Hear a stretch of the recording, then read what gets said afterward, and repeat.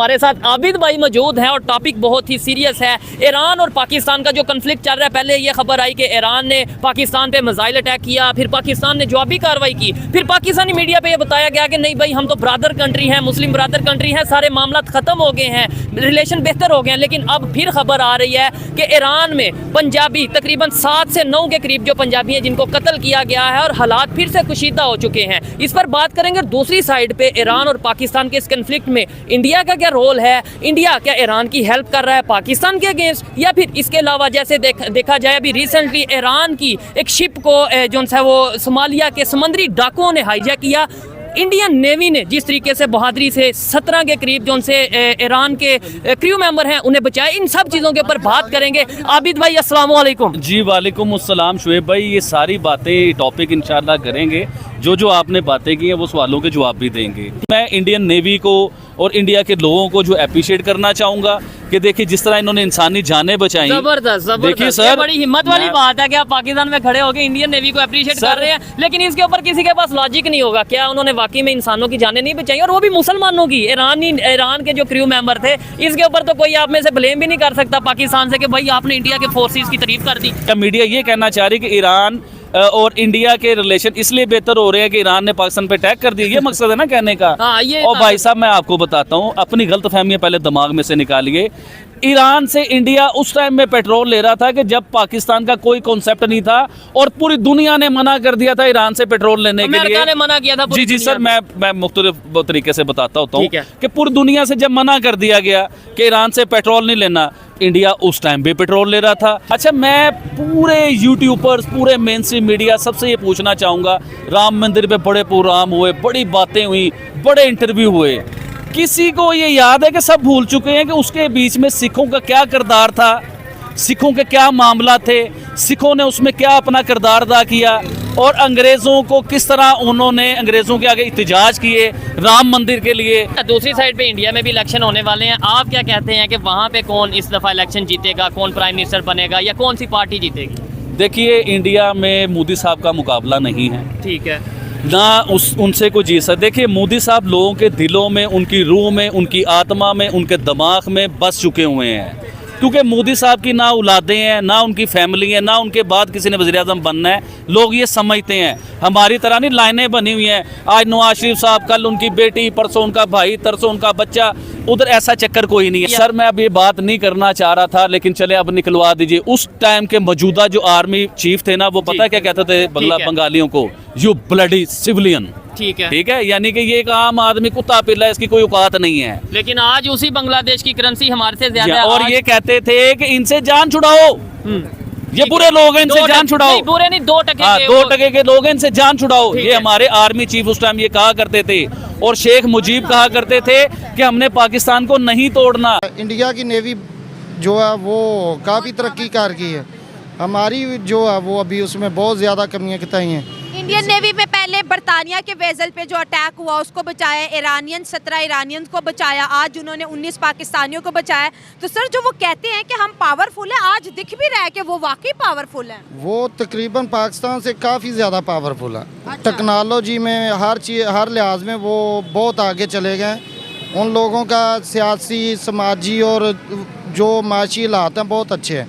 पाकिस्तान वो सियासी और माशी लिहाज में बहुत पीछे है, जिस वजह से वो टेक्नोलॉजी में, हर चीज़ में बहुत आगे चले गए। अगर ये जो हम पैसा लगा रहे हैं बॉर्डरों पे अपनी आर्मी के, दोनों मुल्क अगर यही पैसा अपनी आवाम पे लगाए तो इकॉनमी अच्छी हो जाएगी पाकिस्तान की।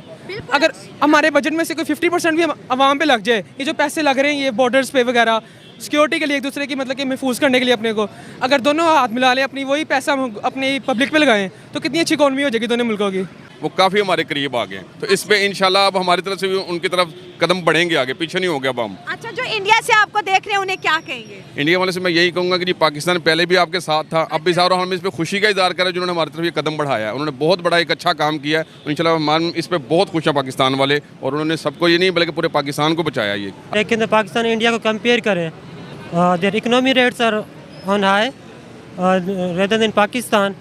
और उसके अलावा जो उनकी टेक्नोलॉजी में वो इम्प्रूवमेंट आ रही है, वो डे बाय डे इम्प्रूवमेंट आ रही है रेदर देन पाकिस्तान।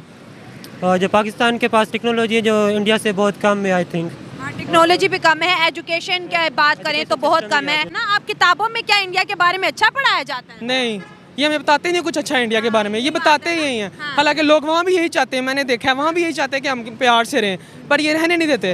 ये कहते हैं कि इंडिया बुरा है, इंडिया में कहते हैं पाकिस्तान बुरा है, वो दहशतगर्द हैं। यहाँ पे दिखाते हैं कि कोई इंडिया आ गया तो वो बुरा करेगा हमारे साथ, लेकिन ऐसा नहीं है। मेरे ख्याल से तो दोनों चाहते यही हैं अवाम के हम इकट्ठे रहें। इनके साथ तजारत करें ताकि हम ताजरों का भी फ़ायदा हो और अवाम का भी फ़ायदा हो। ये जो आपने कहा कि ट्रेड होनी चाहिए, तो हम 2-2.5 सालों से कहते हैं ट्रेड होनी चाहिए, लेकिन पाकिस्तान के जो कुछ हुक्मरान हैं उनका मत कहना ये है कि कश्मीर दो तो फिर ट्रेड होगी।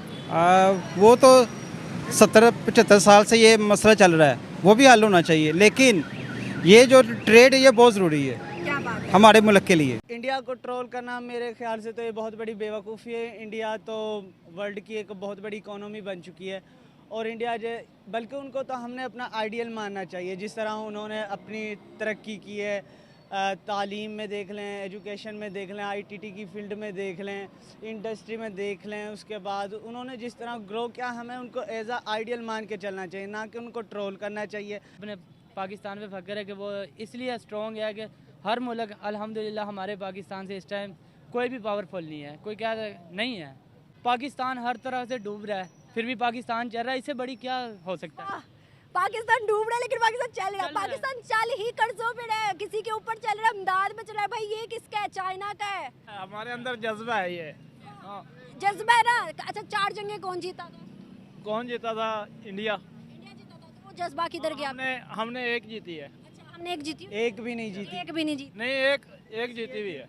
हम उनसे ना कुछ कह भी नहीं सकते, क्योंकि इसलिए नहीं कह सकते कि वो उधर हमारे पैगंबर हजूर हज़रत मोहम्मद मुस्तफ़ा हैं, तो इसलिए हम उन्हें कुछ कह नहीं सकते। लेकिन ये बात उन्होंने बहुत गलत की है। उनसे हम अगर दोस्ती का हाथ बढ़ा लें, बल्कि हाथ क्या उनसे पनाह मांग लें, शायद कि वो कोई रहम रिहाई कर दें। हम गलत कर रहे हैं, दूसरों की हम नेगेटिविटी को देखते हैं मगर पॉजिटिव नहीं देखते। अभी जो शोएब मलिक ने साहब ने किया उनके साथ, सानिया मिर्ज़ा के साथ, वो भी उन्होंने बहुत बुरा किया है। वो कहाँ और हम कहाँ। इंडिया तो मुझे लगता है कि वो वर्ल्ड पावर बनने वाला है, इंशाल्लाह बहुत जल्द बन भी जाएगा इंशाल्लाह। हाँ, देखें वो मेहनत कर रहे हैं, हार्ड वर्क कर रहे हैं, तो उन्हें बनना चाहिए, वो डिजर्व करते हैं इस चीज़ को। सऊदी और इंडिया को बुरा भला का ट्वीट की। अब सऊदी के शेख ने ट्वीट किया है पाकिस्तान से मुताल्लिक। उन्होंने कहा है कि पाकिस्तान हिंदू मुस्लिम करने की बजाय इकोनॉमी तो पहले देख लो, अपनी इकोनॉमी पे तो पहले तवज्जो दे लो और दूसरों की चीज़ों पे नज़र लगाए बैठो, अपने घर को तो पहले साफ कर लो। तो क्या सऊदी ने सही कहा पाकिस्तान के लिए इस टाइम जो ट्वीट किया गया? देखो जी, जहाँ तक इकानमी की हालत है इस मुल्क की, आप जानती हैं कि यहाँ पर हर एक चीज़ की किल्लत है, महंगाई आसमान को छू रही है। ये वो सज़ा है जो कुछ हमने अपने मुल्क में अपने साबिक़ इमरान खान के लिए किया है, ये उसकी सज़ा मिल रही है। हमने एक इलेक्टेड गवर्नमेंट को ख़त्म करके मुफाद परस्तों को लाए, मुफाद परस्तों के गुनाह माफ़ करे। 1100 अरब डॉलर हमने उनके माफ़ किए, हमने उनके सज़ाएँ मुअत्तल कर दी, हमने उनको मुकम्मल क्लीन चिट देकर मुजरिमों को जब आप हीरो बनाओगे तो फिर सऊदी अरब जो भी कहेगा वो हिंदुस्तान को आपसे बेहतर समझेगा। ज़माने में कदर है असूलों की, ज़माने में कदर किसी और बात की नहीं है। हिंदुस्तान में वो देखते हैं ना कि सर इक्वालिटी दी गई है, वहाँ पर जहाँ हिंदू हैं वहाँ पे मुस्लिम्स को भी बड़े बड़े ऑनर्स पे रखा गया है। इवन कि उनके प्रेसिडेंट भी मुस्लिम रह चुके हैं। हमारे यहाँ पर जिन्होंने हमें साइंटिस्ट बनाया था वो कहाँ गए और उनके देखें वो कहाँ गए? राखा वाई खा गया।